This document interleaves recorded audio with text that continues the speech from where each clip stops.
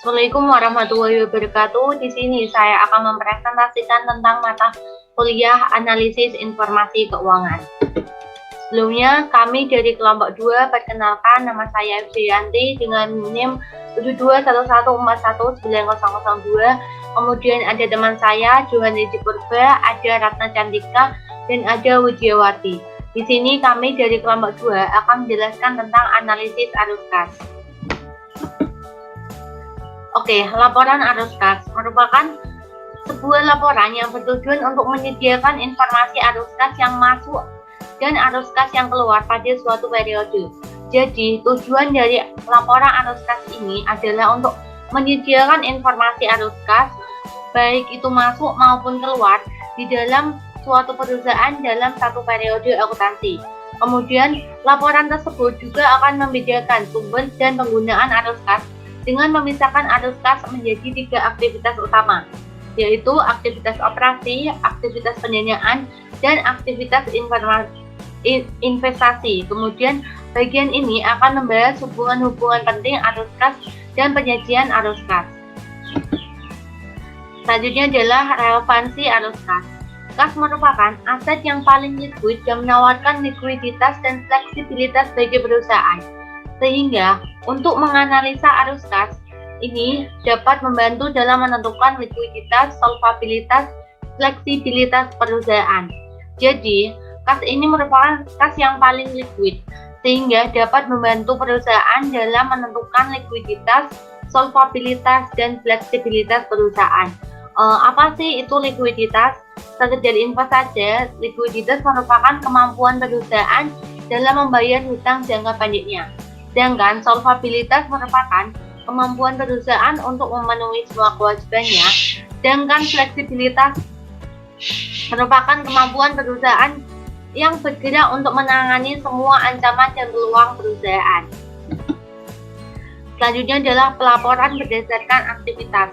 Jadi dalam laporan arus kas ini terdapat aktivitas utama, yaitu aktivitas operasi, aktivitas investasi, dan aktivitas finansial. Aktivitas operasi merupakan aktivitas yang berhubungan dengan item-item income statement dan balance sheet, seperti payable, receivable, dan expense. Jadi semua akun-akun yang ada di laporan neraca dan laporan laba rugi nanti itu masuknya ke dalam aktivitas operasi. Kemudian yang kedua adalah aktivitas investasi. Merupakan aktivitas yang melibatkan penjualan pembelian aset-aset perusahaan yang diharapkan akan memberikan keuntungan bagi perusahaan. Jadi aktivitas seperti sekuritas, kemudian pembangunan nanti akan masuk ke dalam aktivitas investasi. Selanjutnya adalah aktivitas finansial. Merupakan aktivitas yang melibatkan item-item pendanaan seperti peminjaman hutang jangka panjang, dividen, dan interest. Jadi bunga-bunga nanti masuknya ke dalam aktivitas finansial. Selanjutnya adalah menyusun laporan arus kas. Di dalam menyusun laporan arus kas terdapat 2 metode, yaitu metode langsung dan metode tidak langsung. Perbedaannya apa? Pada metode tidak langsung atau indirect method, laba bersih disesuaikan dengan pos penghasilan atau beban non-kas dengan aktual dan akan menghasilkan arus kas operasional. Sedangkan pada metode langsung atau direct method, metode ini akan menyesuaikan pos laporan laba rugi untuk aktual, sehingga akan menghasilkan format yang lebih baik untuk menilai jumlah arus kas masuk atau keluar di dalam suatu aktivitas operasi. Oke, materi selanjutnya adalah persiapan laporan arus kas. Laporan arus kas merupakan perpaduan antara laporan pendapatan dan neraca keuangan. Laba bersih pertama disesuaikan untuk pendapatan non-tunai dan item pengeluaran. Gunanya untuk apa? Untuk menghasilkan keuntungan tunai. Perhitungannya sendiri adalah laba bersih, kemudian ditambah dengan beban penyusutan dan amortisasi, kemudian ditambah dengan laporan rugi penjualan aset. Ini bisa menjadi penambahan atau pengurangan, tergantung nanti laba atau rugi. Kemudian penambahan atau pengurangan kas yang dihasilkan oleh aset lancar dan kewajiban lancar. Sehingga dari total semua perhitungan ini kemudian akan menghasilkan arus kas bersih dari aktivitas operasi perusahaan. Sekian dan terima kasih. Mohon maaf apabila ada salah kata. Untuk materi selanjutnya akan dijelaskan oleh teman saya. Baik, selanjutnya saya akan menjelaskan analisis implikasi arus kas. Informasi arus kas memiliki beberapa implikasi yang signifikan, di antaranya yang pertama, adanya keterbatasan pelaporan arus kas.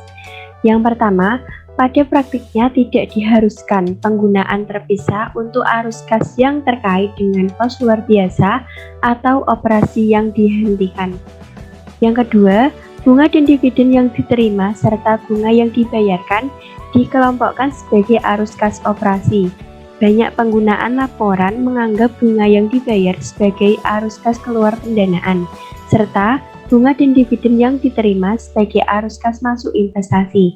Yang ketiga, ada pajak yang dikelompokkan sebagai arus kas operasi, yaitu pengelompokan ini dapat mendistorsi analisis atas masing-masing dari ketiga aktivitas jika manfaat atas biaya pajak yang signifikan dialokasikan pada aktivitas tersebut dengan cara yang tidak proporsional. Yang keempat, pemindahan laba atau rugi penjualan aset tetap atau investasi sebelum pajak dari aktivitas operasi mendistorsi analisis atas aktivitas operasi dan aktivitas investasi, di mana hal ini disebabkan pajak terkait tidak dipindahkan, melainkan tertinggal dalam total pajak dalam aktivitas operasi. Selanjutnya yang kedua itu ada interpretasi arus kas dan laba bersih.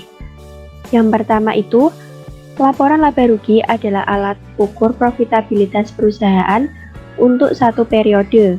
Laporan laba rugi tidak bisa menunjukkan waktu arus kas masuk maupun arus kas keluar, serta tidak dapat menunjukkan pengaruh likuiditas dan solvabilitas. Pada laporan ini, hanya bisa kita temui di laporan arus kas, karena laporan arus kas mencakup semua aktivitas yang berkaitan dengan pendanaan dan pengeluaran perusahaan, atau pengaruh operasi terhadap likuiditas dan solvabilitas. Selanjutnya ada arus kas dari operasi berfokus pada aspek likuiditas dari operasi.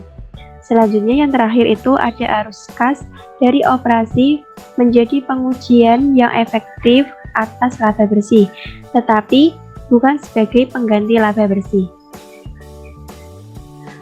Nah, bisa dilihat pada tampilan 7.5 di mana terdapat perbedaan yang terlihat jelas di mana penerimaan dan pengeluaran kas operasi didapatkan dari analisis perubahan aset dan kewajiban operasi untuk menyesuaikan pos laba rugi.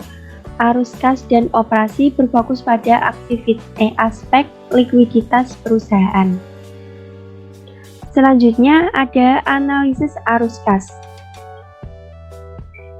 Gimana yang pertama itu analisis arus kas. Dalam menganalisis laporan arus kas, kita harus berfokus pada beberapa pertanyaan berikut. Pertanyaan yang pertama itu, apakah penggantian aset dibiayai oleh dana eksternal dan internal?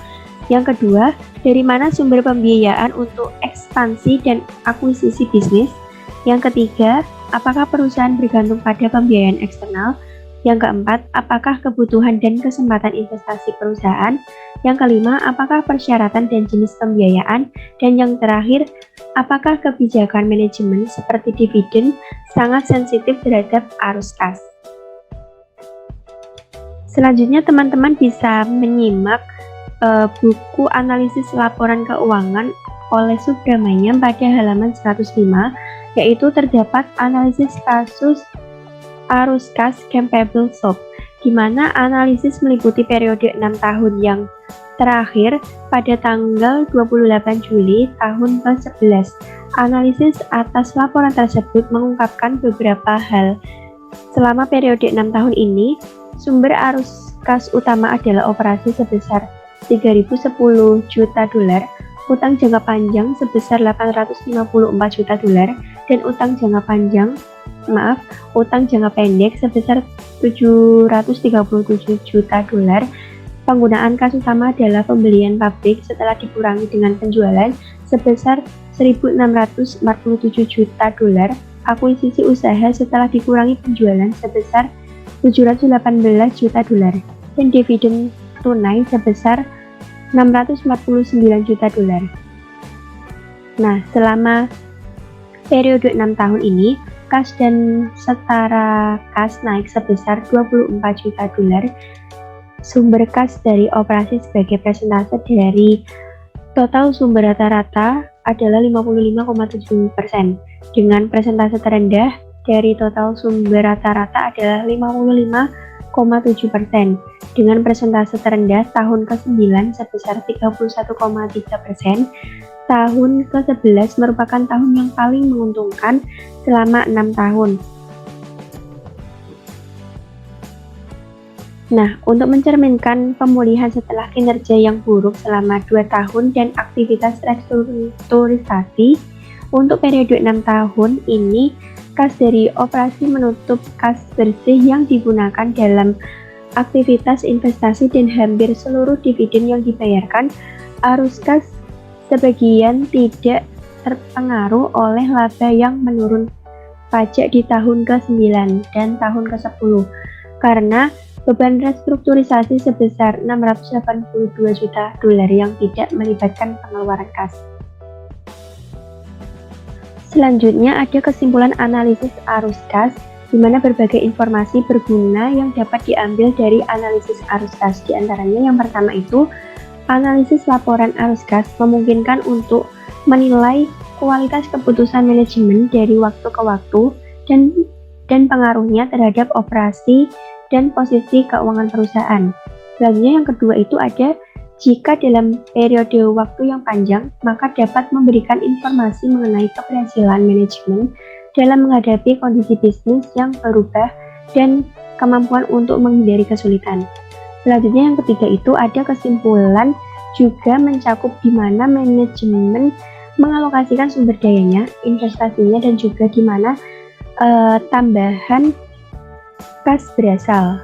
Selanjutnya yang keempat itu ada analisis juga memungkinkan agar dapat menyimpulkan ukuran, komposisi, pola, dan stabilitas arus kas operasi.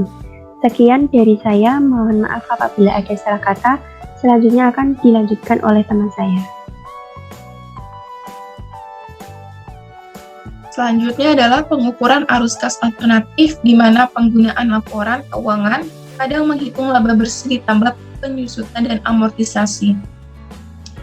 Salah satu bentuk pengukuran adalah EBITDA atau Earnings Before Interest, Tax, Depreciation, dan Amortization. Namun pada pengukuran EBITDA sendiri masih terdapat masalah, yaitu penambahan kembali penyusutan terkadang diartikan beban tersebut bukanlah beban yang sah. Ini tidak benar karena penggunaan aset jangka panjang yang dapat disusutkan adalah beban real yang tidak bisa diabaikan. Kemudian penambahan kembali penyusutan menunjukkan bahwa ada kas yang dikeluarkan untuk mengganti aset jangka panjang. Ini juga tidak benar. Penambahan kembali beban penyusutan tidak menghasilkan kas. Penambahan ini hanya menihilkan beban non-kas dari laba bersih. Kas diberikan oleh aktivitas operasi dan pendanaan, bukan penyusutan. Kemudian, laba bersih ditambah penyusutan mengabaikan perubahan akun-akun modal kerja yang merupakan bagian dari arus kas bersih dan aktivitas operasi. Namun sebenarnya perubahan akun modal kerja sering merupakan bagian arus kas aktivitas operasi yang cukup besar. Pemeriksaan atas komponen modal kerja memberikan gambaran tentang stabilitas arus kas operasi. Perusahaan dan kondisi ekonomi, itu neraca menjelaskan aset perusahaan pada satu titik waktu tertentu dan sumber pendanaan aset tersebut. Laporan laba rugi menggambarkan hasil operasi untuk satu periode waktu. Laba meningkatkan aset, beban merupakan konsumsi atas aset. Kemudian, perusahaan penting untuk memisahkan kinerja antar aktivitas, terutama pemisahan antar kinerja operasi dengan keuntungan yang berasal dari aktivitas investasi dan aktivitas pendanaan. Perbedaan masalah arus kas perusahaan yang sukses dengan perusahaan yang gagal, yaitu perusahaan yang sukses menghadapi masalah kenaikan investasi dalam piutang dan persediaan untuk memenuhi permintaan pelanggan yang meningkat. Mendapati bahwa keuntungan yang meningkat berguna untuk mendapatkan pendanaan tambahan dengan utang dan ekuitas. Selanjutnya adalah perusahaan yang gagal mengalami kekurangan kas karena penurunan perputaran piutang dan persediaan, mengalami kerugian operasi atau kombinasi dari kedua faktor tersebut. Selanjutnya adalah arus kas bebas, di mana dalam arus kas bebas itu terdapat perhitungannya, yaitu arus kas dari operasi dikurangi pengeluaran modal bersih untuk mempertahankan kapasitas produksi, dikurangi dividen saham preferen dan saham biasa dengan asumsi kebijakan pembayaran dividen tunai yang menghasilkan arus kas bebas. Definisi lain dalam konsep serupa. Definisi ini menyatakan arus kas bebas perusahaan sebagai laba operasi bersih setelah pajak dikurangi kenaikan aset operasi bersih. Kenaikan net operating asset atau NOA termasuk perubahan modal kerja untuk arus kas bersih dari operasi serta kenaikan aset operasi jangka panjang. Selanjutnya adalah arus kas sebagai validasi, di mana laporan arus kas berguna untuk memprediksi hasil operasi berdasarkan kapasitas produksi yang dimiliki dan direncanakan. Laporan ini juga digunakan untuk menilai kapasitas ekspansi perusahaan di masa depan, kebutuhan modalnya, dan sumber arus kas masuknya. Laporan arus kas memberikan petunjuk penting tentang kelayakan pendanaan pengeluaran modal, sumber kas dalam pendanaan, ketergantungan pada pendanaan eksternal, kewajiban versus ekuitas, kemudian kebijakan dividen di masa depan, kemampuan untuk memenuhi persyaratan utang, fleksibilitas keuangan untuk menghadapi kebutuhan dan kesempatan yang tidak diantisipasi, dan praktik keuangan oleh manajemen dan kualitas laba rugi. Laporan arus kas bermanfaat untuk mengidentifikasi hasil atau perkiraan operasi yang salah atau menyesatkan. Hai teman-teman, perkenalkan nama saya Materi selanjutnya akan dijelaskan oleh teman saya. 006. Di sini saya akan melanjutkan presentasi mengenai rasio arus kas khusus. Pembahasannya itu ada dua. Yang pertama itu ada rasio kecukupan arus kas dan rasio reinvestasi kas. Jadi dua rasio ini sering digunakan untuk menganalisis aliran dana perusahaan. Oke, yang pertama itu pembahasannya rasio kecukupan arus kas atau cash flow adequacy ratio, yaitu merupakan ukuran kemampuan perusahaan untuk menghasilkan kas dari operasi yang cukup untuk menutupi pengeluaran modal, investasi dalam persediaan, dan dividen tunai. Rumusnya sendiri bisa kita lihat, yaitu jumlah kas dari operasi selama 3 tahun. Ini kita bisa lihat di laporan keuangan. Jadi jumlah kas dari operasi selama 3 tahun dibagi jumlah pengeluaran modal ditambah penambahan persediaan, kemudian ditambah dividen tunai selama 3 tahun. Jadi ketika kita sudah memasukkan angkanya dan mendapatkan hasil, jika hasilnya itu sama dengan 1, maka perusahaan dapat menutupi kebutuhan kas tanpa meminjam dari eksternal atau tanpa berutang. Dan jika hasilnya kurang dari 1, maka perusahaan tidak cukup untuk menutupi dividen dan pertumbuhan operasi. Jadi keadaan arus kas internalnya itu masih tidak cukup baik. Selanjutnya itu ada rasio reinvestasi kas.